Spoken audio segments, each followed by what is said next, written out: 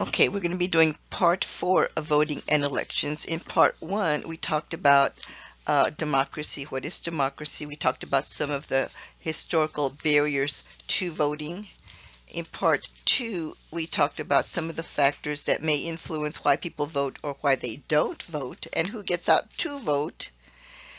In part 3, we talked about the different types of elections. We talked about primaries, we talked about general elections, we talked about special elections.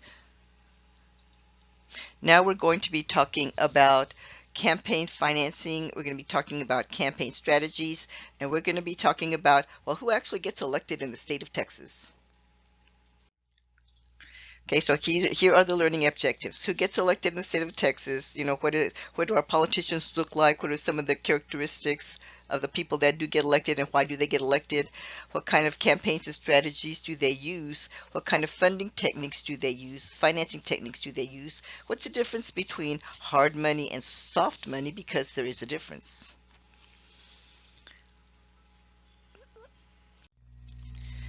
Well, when it comes to Texas, uh, it depends on, at what level a person's going to be elected as to what that person actually looks like, the demographics. So at the local level, the people that get elected tend to be more diverse. They tend to reflect the people in any particular area, and the local levels are basically the city council and the county commissioners. So their educational backgrounds are going to be more diverse. I mean, not everybody's going to be a lawyer, not everybody's going to be college educated or whatever. Their income, it just depends on what they're working at. Some may have like good paying jobs if they're attorneys. Some may have not so good paying jobs, but they're going to reflect the interests of that local community, and so their professions are going to be quite dissimilar as well. So just more diversity at the local level. Now, when it comes to the state level, there's more homogeneity, or they tend to be more alike. And so we tend to elect in more white Protestant males than anyone else. There's been more, some diversity in terms of women and minority, but certainly not at the same level as what the demographics reflect in Texas. And that's just another way of saying there's about 50% women in Texas. We do not have 50% women in the state legislature. So there is more diversity, but certainly not at the same levels that you would think that there would be. Now, when it comes to the general election, that's when we actually elect the president at the national level. There's going to be two factors that are going to dominate who's going to get elected. And these two factors are party identification, whether you affiliate with the party, and how strong an identification you have with that party that you really want your candidate to win. Then you're going to go vote. The other one is incumbency and name recognition. So incumbency is probably a new word for you. So let me talk a little bit about that one. Incumbency just means the person that's currently holding the position. It's a state legislator, a state rep who is currently the state rep, and he's running for office again. He would be known as an incumbent, and he probably has a pretty good chance of getting reelected, because he would have what we call name recognition, that people may not know who he is or what he does, but they say, oh yeah, I think that's the guy that's in office now. And it's usually, unless they really mess up in some way, they usually get reelected again. So party identification is a big factor. Incumbency and name recognition also play a large role in people getting elected. Some other variables that we should consider when people are going to be running for office is that which party is going to be able to mobilize groups to go out and vote. Okay, so let's talk about mobilizing groups. They call it the party base. That they know that the party base is going to go out there to vote. The Republicans have had much more success in mobilizing their party base to go out and vote, because they say that the interests are aligning, or are aligning with the political parties, so that they will more likely go out to vote. The Democrats have not had very much success in mobilizing their base. A lot of people say, oh well, yeah, I'm a Democrat or whatever, but I don't really vote. I don't really vote. And so because the Democrats don't go out to vote, the Democrats are not going to elect Democrats. So, when I have told you before that Texas is very conservative, that Texas is a red state, so then the question is it a red state because there are so many people that are conservative, or is Texas a red state because the Democrats don't go out to vote? So just keep that one in mind. All right, so the interests that are aligned with the political party, again, as I said, if you feel very strongly, that you are a Republican, you're going to go out and vote. Democrats seem to have a little bit more problem with that. And so when it comes to Republicans, the businesses are the ones that tend to support the Republican Party more so than the Democrats, and teachers tend to support the Democratic Party. And so then the big issue becomes, all right, well, what about the minority votes? You have to know that here in Texas, that the minority population is growing. We covered a section on that. And because the minority population is growing, the different parties are going to have to court the minority vote. That's what it's called. They need to court the minority vote. It is said that the Hispanic population is the sleeping giant, And so what that means is that if the Hispanics ever do go out and vote, that they can have a lot more political clout in the state of Texas. Now, that has not exactly happened yet. There are many different groups that are trying to wake the sleeping giant to get the Hispanic population more interested in what's going on in the electoral process, in voting, in registering to vote.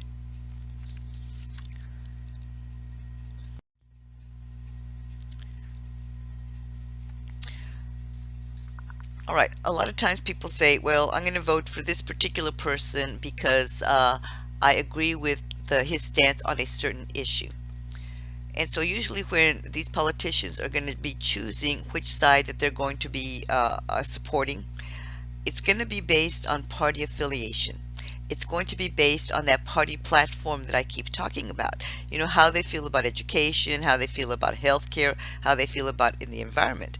All right, so because they know that their party base also follows that platform, what they will do is that they will look at public opinion polls in order to take a position on any type of policy aspects of where it should go.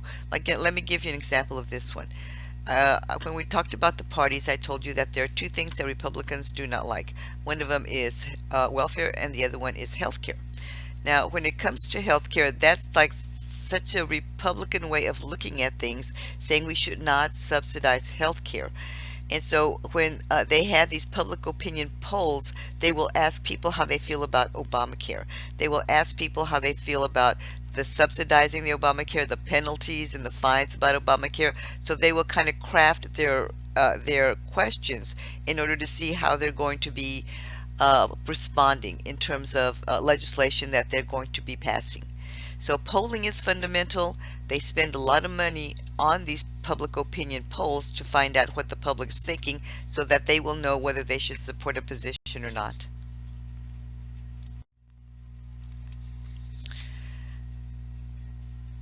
A big part of campaigning is going out there and taking the stump. That's what we call it, when they're going to a lot of different groups, and they can be small groups, they can be huge rallies, and what they're doing is that they're traveling to speak to diverse groups about a lot of different things.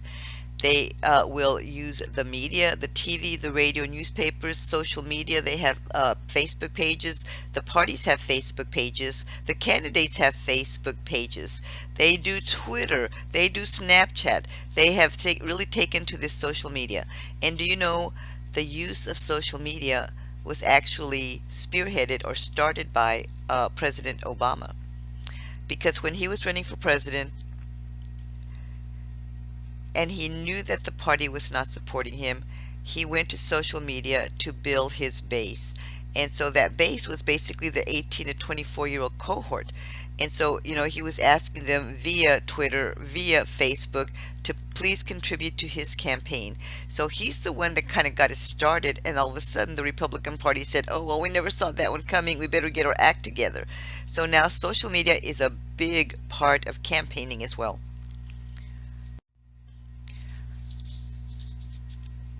They also have to use these things called political consultants, and you've probably not familiar with those at all. But when they go out to take the stump, as I said, they have to say, okay, we're going to be talking to this group and we're going to be talking to that group and we need to go to this neighborhood over here and we need to talk to them about certain different issues, policy issue areas. So for example, if they go talk to a bunch of old people, they're not going to talk to them about Head Start programs because the old people are saying, no, tell me about Medicare, tell me about Social Security. And if they go talk to a bunch of soccer moms, you can't really go talk to them about Medicare and Medicaid and Social Security because the soccer moms are saying, no, tell me what's going on for my kids. I want to know what programs are going to be available for my kids, what you're planning to do. So these political consultants kind of plan where they're going to go. They plan the strategy. That's what it's called. They plan the strategy of what they're going to be talking about. Uh, and so they have to target the groups in order to try to appeal to them so that these different diverse groups will vote for that particular campaign, that particular candidate. And then when it comes to the negative campaigning, that's also called the mudslinging. And so the mudslinging has usually, back in the olden days, it started like maybe 2 or 3 weeks before the actual election. Now it starts almost immediately. And it's in the campaigns, it's on Twitter, it's all over the place. So that when people say, well, does negative campaigning help you make your decision? And so the voter said, well, sometimes it provides information that I would not have known otherwise, but it's kind of like here to stay. And the more recent campaigns have had even more mudslinging than has been in the past. Okay, then you should be asking, well, then where does this money go? Where does it come from? Where does it go? All right, let's talk about where it comes from first. Anybody can make a small individual contribution, and it's actually capped. It's capped at $100 here in Texas. Now, a lot of times there is a school of thought out there, or there is a public opinion out there that's saying, is corporate America really running the government? And the reason that they keep asking this is because these things, and they're the PACs, and that stands for Political Action Committees. And these are the people, the lobbyists, if you want to call them that. But what they do, these political action committees, which are the lobbying arms of big business and professional associations, they contribute huge sums of money, but it's for certain purposes, and I'll talk about that in a second. But the situation is this: they're saying people are getting a lot of money from big corporations. Are they buying the politicians? And that's the question that people keep asking, and people keep asking. People can also get loans from banks, or they can get loans from wealthy friends, or they can finance their own campaigns, such as Donald Trump, who is financing his own campaign.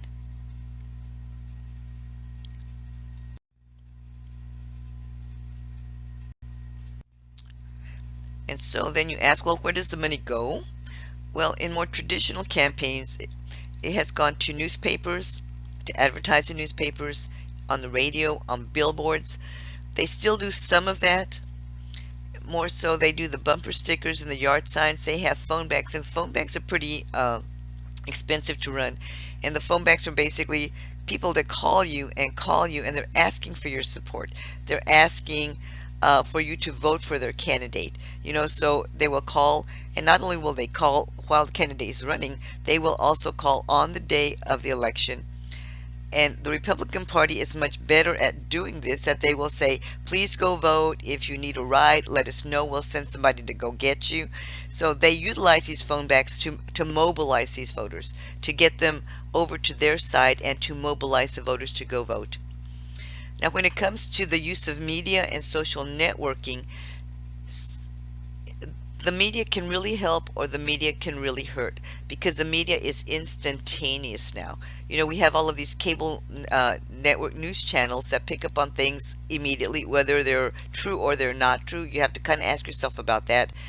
As I said, they all use social networking, and that's almost instantaneous now as well. Now, you do have to pay for, especially like Facebook pages or some parts of Facebook pages. You need somebody to sponsor you. And so when it comes to media, if there's a story there, the media will go after it.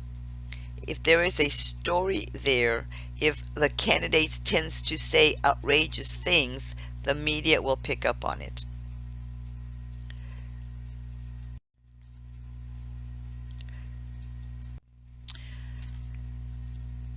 Now, you know what? Whenever you're going to be campaigning, the whole area of campaigning has had to become more professionalized. And I talked about political consultants just a little bit ago. And so political consultants are used in a different way as well. Let me tell you a story about our former governor, Rick Perry. He's run for president of the United States twice. And the first time he ran, he had his oops moment. He didn't do well. He dropped out. And so when they were kind of thinking about it and doing some analysis of where did he go wrong, and it was basically his political consultants were not sufficient for the national stage. They did really well for him within Texas, but not at the national level. And by the time Perry figured this out, it was too late. It was too late, and he dropped out. So, all of a sudden, when it comes to building his image, because he didn't really have a very strong image, a very presidential image, let's put it that way. So then while he was still governor in his last term of governor, all of a sudden Rick Perry started to wear eyeglasses. And so, and I thought to myself, oh look, they're changing his image. And so he was trying to come across as being more intellectual. And he kept asking people the question, do I look smarter now? Do I look smarter now? So they were trying to build his image for him to come across as being more intellectual, more presidential, if you want to call it that. Then he ran the second time, and again he didn't have this support, so he dropped out of the presidential campaigning the second time around as well.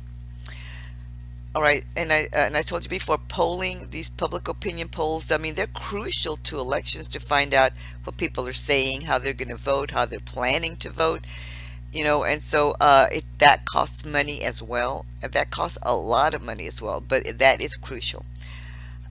This thing called direct mail campaigning, what that does is that they will look at different areas and they will say, okay, we need to target this particular area because we think that there may be some swing voters there. So we're going to go ahead and send them information about the candidates, send them information about send them information about that. And so it costs money to mail things as well.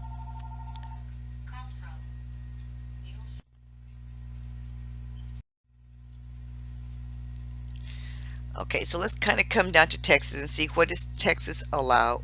And these are for the elections in Texas. For the elections in Texas.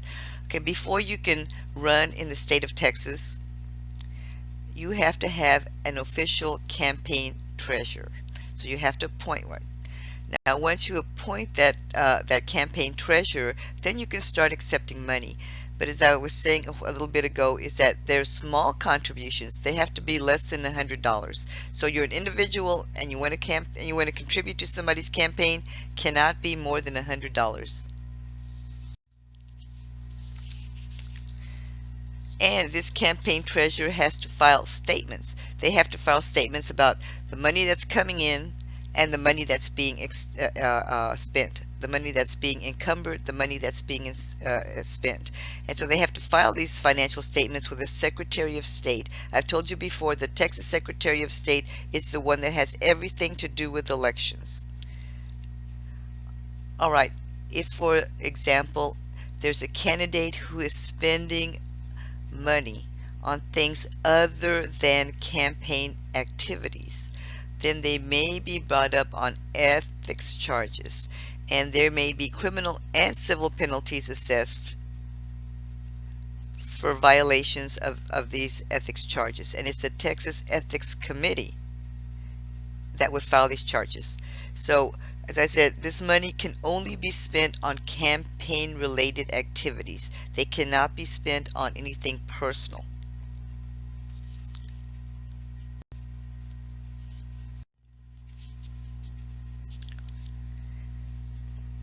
Now you can take in as much money as you want as long as it meets these requirements of less than $100. and there's no limit on the amount of money that a person can spend, and the campaigns keep getting more expensive and more expensive. You know, the last time that President Obama ran for president, he spent over $1 billion on his campaign. Can you believe that? All right. So, you know, I mentioned the word the lobbyists. I mentioned the word the political act, or the term political action committee. So I want to talk a little bit about that right now. You know, political action committees can contribute large sums of money to the campaigns, but they're contributing for what they call party building activities, and it's called soft money. Soft money has no limits. So these contributions that are made through these political action committees, through these corporate lobbying arms of businesses and trade associations, they can contribute big bucks, but not for the campaigns, for party building activities. Okay, there's a fine line. There's a fine line, and that's why they had that ethics commission to say, have you crossed that line? So the laws that we have, the campaign reform laws, make it difficult to limit campaign spending. And you know, at some point, I think we do need to pass more campaign reform laws. They have billions of them out there at the state level as well as at the national level, but there's always loopholes, and they find the loopholes.